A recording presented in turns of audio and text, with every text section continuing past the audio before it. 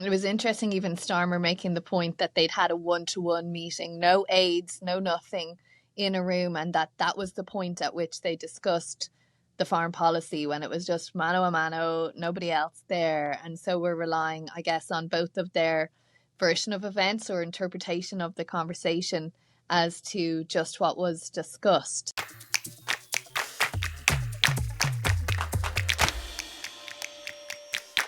Hi guys, how are you? Hi, Katrina. Hi, Bernd. Hi. Hey, how are you guys?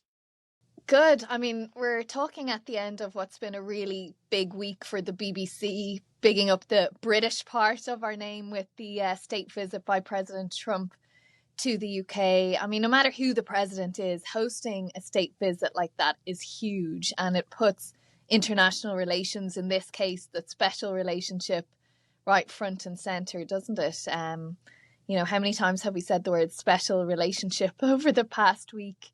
And it's coming at a really interesting timing ahead of the United Nations General Assembly in New York next week, when all of the relationships, special or otherwise, between America and all the other nations and between themselves as well, will be the forefront of what we're thinking about, what we're talking about. So I thought maybe we might have a look at those relationships and how President Trump is handling those foreign relationships. I mean, we might as well start, I suppose, with the special relationship given the visit this week. One senior diplomat said to me the best part about these visits is the wheels up at the end, when the visiting dignitary, wherever they're from, leaves and you got away without any major mishaps and everything is a success.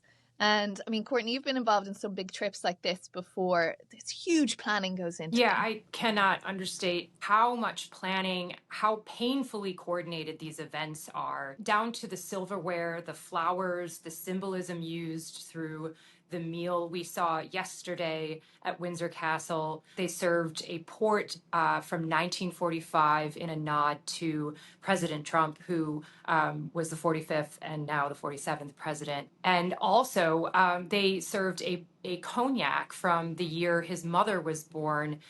His mother, of course, who is of Scottish heritage.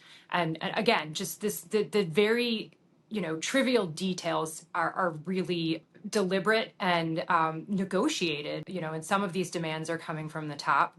I've covered state visits here in the US for South Korea, India, Australia, to name a few, but I also traveled with the pre-advance team during the Biden administration to France in negotiating that state visit. And it really comes down to what is possible. I think these countries want to put their best foot forward for the president, whoever it may be, but sometimes it's really about whether they can figure it out logistically, and also what's a security risk, which of course is a big concern these days. Bernd, while all of that was going on, the White House must have been a bit of a ghost town, was it? I mean, I was looking through the list of who travelled with President Trump this week, and it seems like his entire comms team, along with a few members of cabinet, close advisors like Stephen Miller and his chief of staff, Susie Wiles, as well.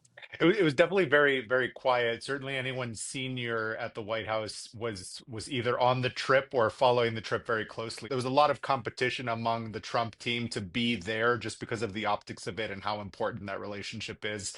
Obviously, not everyone could be there at the big dining table, for example. So I think there was probably behind the scenes a lot of kind of wrangling to be in one of those prime positions. But certainly, from my perspective at the White House, it was very much a ghost town.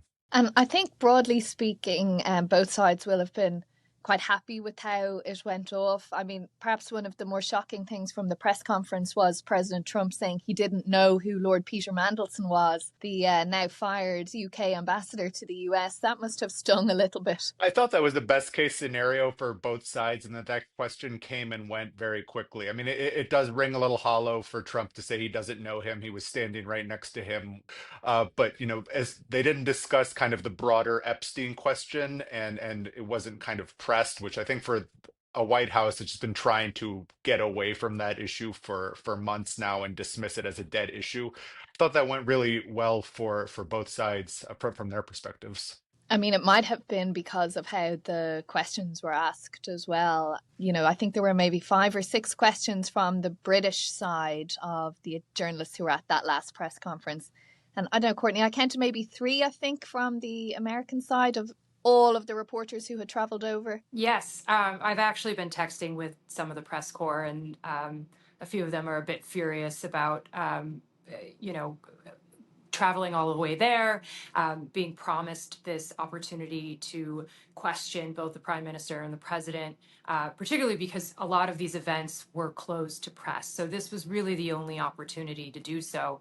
And only three questions came from the US side, and I believe they were GB News, Real News America, and Fox News as well. So there were a lot of hands that were raised that went unanswered, unfortunately. And I suppose we should say, for people who aren't maybe aware of all of those media organizations, that they would be three media organizations who are very supportive of President Trump and this administration. So I thought it was quite interesting.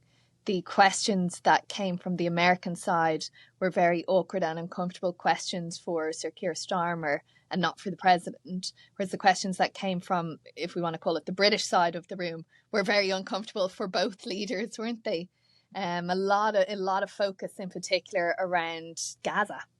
I think Gaza was, there wasn't kind of a spat of any kind when the two men were speaking, but Gaza was obviously one point in which there was a lot of disagreement about where to go forward. I mean, Starmer was very clear, and Trump, continues to, be very clear on his own side that there is no solution until the hostages are back. And obviously, that's not the position of the UK or European powers, especially now that they have plans to recognize a Palestinian state, which is something Trump has been quite critical of in the past. I think that's a major point of disagreement going into the UN General Assembly, where it's probably going to be highlighted much more given the focus of the assembly this year. Yeah, the U.S. is going to be the sort of lone country next week, as we do see a lot of these countries come together and recognize Palestine. It was clear, though, that this was raised between both leaders, and Keir Starmer using some of that soft power to explain the position. He was pressed on it several times about his plans to recognize Palestine, and he said, this is about ramping up pressure on Netanyahu to speed up the aid that is being sent into Gaza, and not about appeasing the liberal parts of his party, right? And we heard from Donald Trump that this was one of the few areas that both men disagreed on, but it's clearly something that, as Burns said, will be front and center next week. And to that point, quickly, I just think it was very telling that in Trump's response on Gaza, the civilian casualty toll in Gaza wasn't really mentioned. I mean, his comments were very much focused on the return of the hostages rather than the broader conflict and what it's meant for people in Gaza. I think that shows kind of how different the perspectives are between the US and its European allies on that particular issue of humanitarian aid and the civilians. Yeah, I thought that was quite striking, actually. And I think that's where a lot of the focus will be next week in New York. Is I don't think President Trump, despite how many questions he was asked, once himself referred to the humanitarian crisis or the suffering of civilians in Palestine. And also, when he was asked at what point would he use influence on Israel to flood aid, to stop killing civilians, he said only when all the hostages are released, which is kind of, I don't think we've heard it that sort of bluntly and boldly from him before. I mean, everything he said was really fully in agreement with what you might hear Prime Minister Benjamin Netanyahu from Israel saying. I mean, we did hear a couple of weeks ago President Trump talking about the awful suffering and the tragic deaths and so on, but he didn't get into that in this press conference. And I think that's a good indicator of just how awkward things are going to be next week when all of these allies of the US are raising this issue, pressing for change, trying to use the heft of the international community for action, which so far has been pretty powerless, it would seem. To that point, I also think it's notable that over the last few weeks and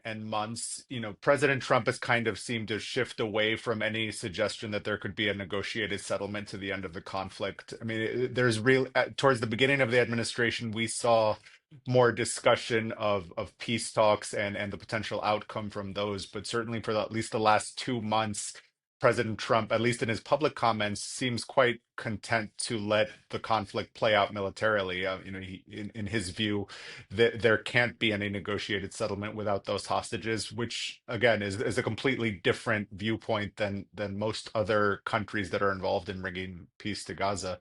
And I think we're going to continue seeing that going forward, especially if now that there's an offensive in Gaza City, for example, the Israelis also don't seem to be even discussing the possibility of negotiated settlement until their military objectives are completed. And I suppose the US showed its hand as well, didn't it, in terms of restricting the visas for members of the Palestinian delegation to actually even attend the United Nations General Assembly next week. The other big one, of course, where there'll be a lot of focus is on Russia's war in Ukraine. We're going to hear from President Putin and President Zelensky next week, and insofar as we understand it at this point anyway. And of course, the big thing about UNGA, as it's called in the trade, is actually those speeches that are made in the Assembly Hall, but also it's all the sidebar conversations, isn't it? I mean, it's another chance for President Trump to sit with President Zelensky and possibly with President Putin, following on from their meeting in Alaska just a few weeks ago. What are you guys going to be looking out for? Yeah, I mean, I think even if you take anything from his press conference today with the prime minister, I mean, Russia obviously is a huge sticking point.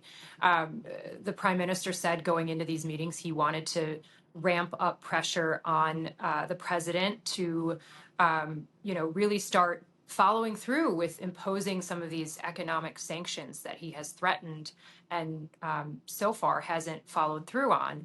And we heard from the prime minister saying that, the only time that they've seen Putin indicate that he's willing to shift from where he's firmly standing has been through Donald Trump. But unfortunately, they just haven't gotten the president to follow through. And that seemed to be one of the main conversation topics they had this week. And we should expect next week more leaders to try and use some of their soft power, get in Donald Trump's ear. And, among those leaders, certainly Zelensky will be one of them. Also, I mean, that frustration that was kind of hinted at in the Starmer press conference, I think we're going to hear that from other European leaders, France, Germany in particular.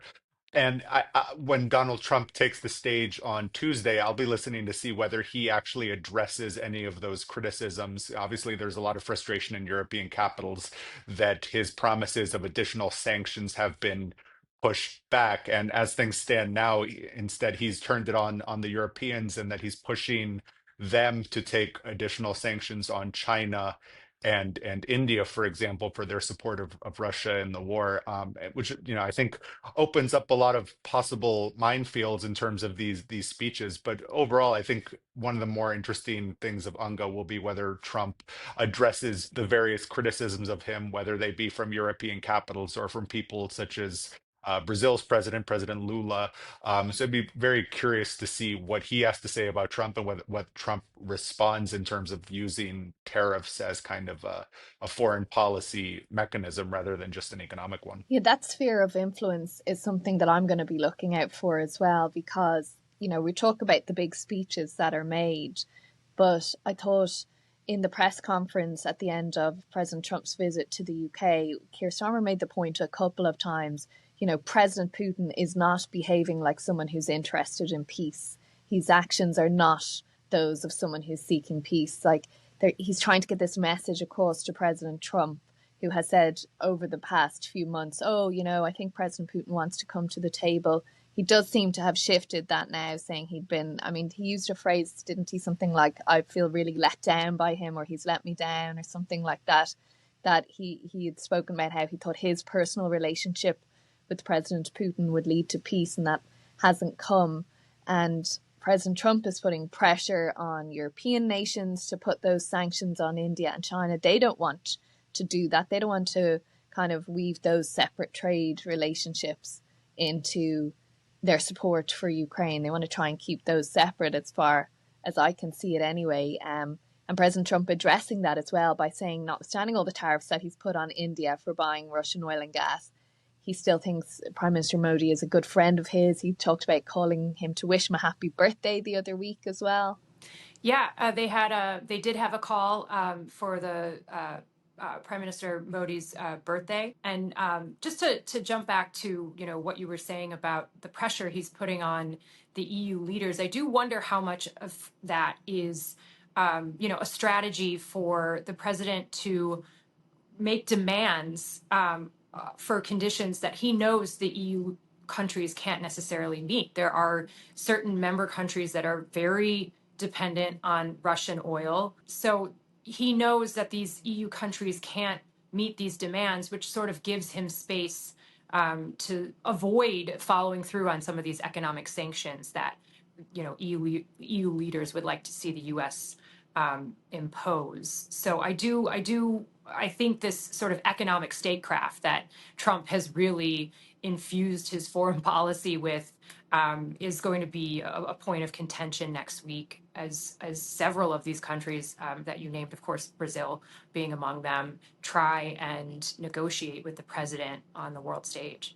About the pressure that the Europeans will put on Trump for Ukraine. I've been speaking to a few people about that in the last few days, and one of them made the interesting point that it's unclear what else they can do that they haven't done to pressure Trump. I mean, many of them were at the White House not very long ago for kind of that unprecedented meeting of Starmer and the European heads of state and Zelensky that were there, which that is kind of a sort of pressure push, collective pressure push that we hadn't really seen before.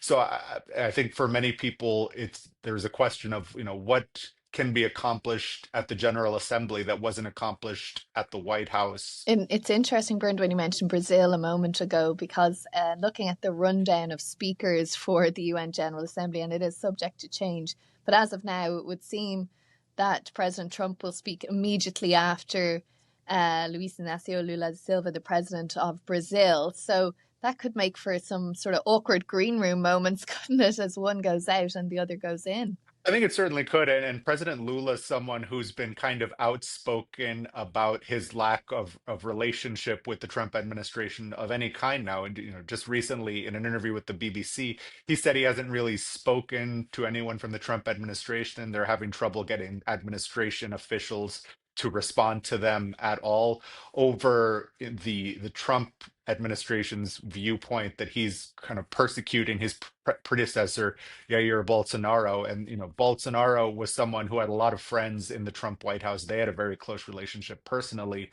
And the Brazil's view is that those sanctions, which are extremely high, are purely political. And it'd be curious to see if President Lula gets on to the podium at the General Assembly and says that outright. For example, he said in the past that President Trump isn't the world's emperor. And I think, that sort of language could create kind of fireworks very early on in the General Assembly, and these two huge countries pitting themselves against one another in a certain sense.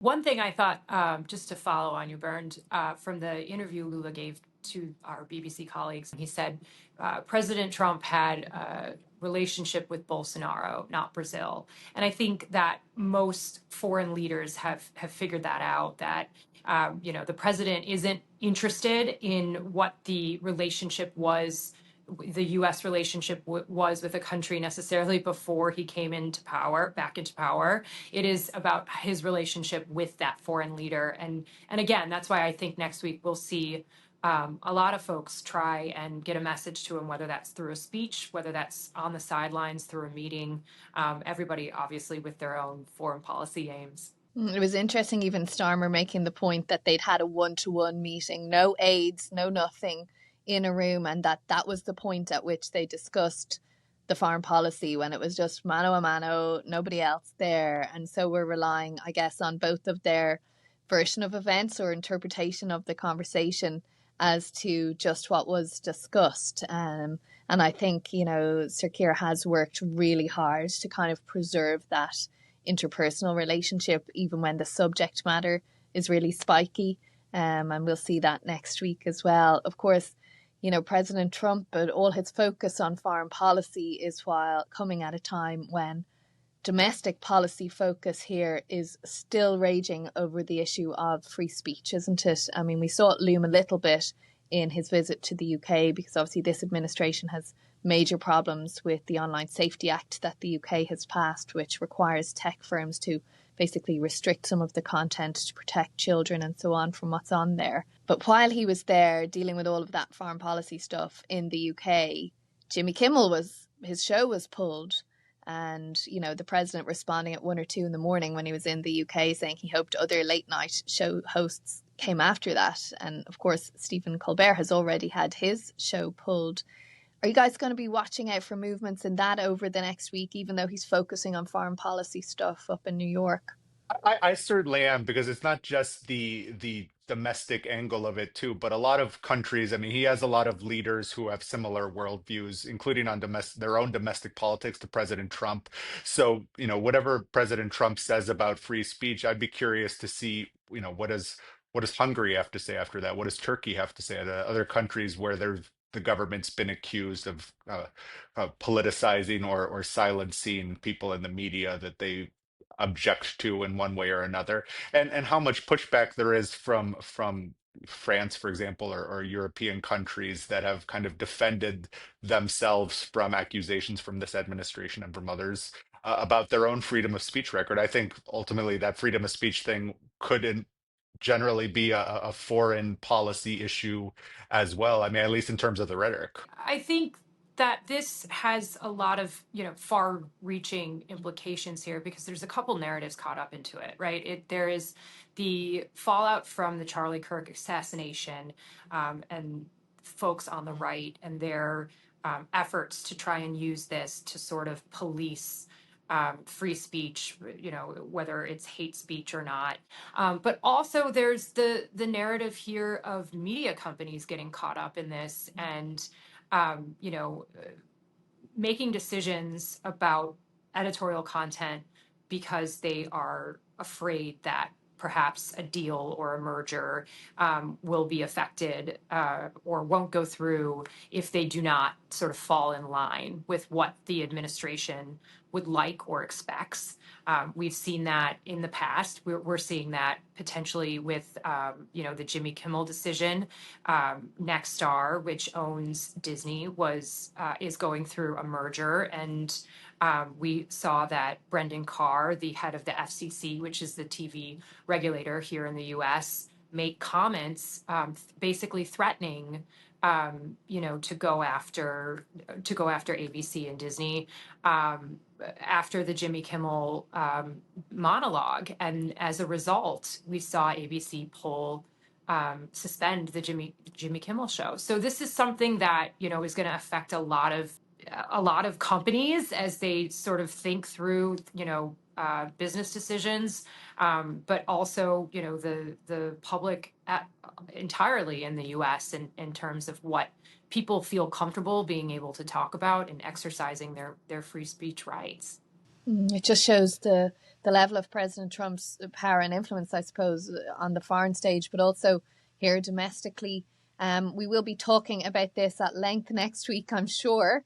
I will be joining live from New York while I'm at United Nations General Assembly. I really just want to say live from New York. It's Saturday night. Every time I have to say live from New York, it's BBC News. I almost trip over pretending I'm hosting SNL. But anyway, I think I might spend the weekend practicing making these transatlantic whiskey sours that they had at the banquet. They sound quite delicious. But yeah, I hope you guys have a nice weekend, and I will talk to you soon. See you soon. Bye, guys. Bye. Bye.